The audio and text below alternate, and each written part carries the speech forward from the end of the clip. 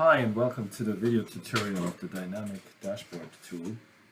Today I want to show you its functionality and how you can use it to enhance your work. For one thing is you will see a list of indexes in here.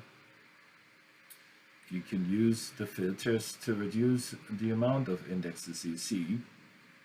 You can also use the macro filter. For example, if you know gold is your macro, you can select it and it will filter and reduce the amount of indexes you see.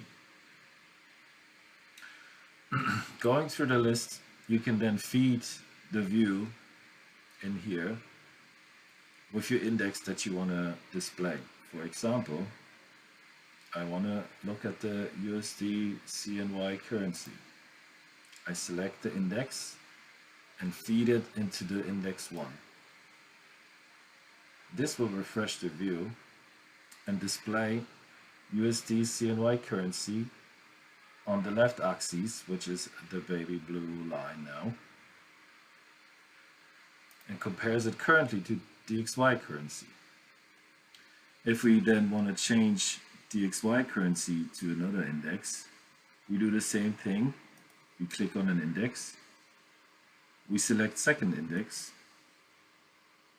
The second index is being fed to the second line, and as you can see, it changes here on the right hand side the axes as well as the numbers in here, and you can see they're all in here. Now if you want to create a PowerPoint slide out of this and you're happy with the visualization but you don't want to have displayed all the information here, what you can do is you hide all the details, you hide all the filters, and then we realize, okay, I still have the events, but I don't want the events. So I go back to the filters,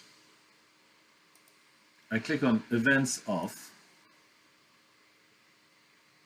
I hide the filters, and now I'm like very happy with the view, and I turn off my filter view.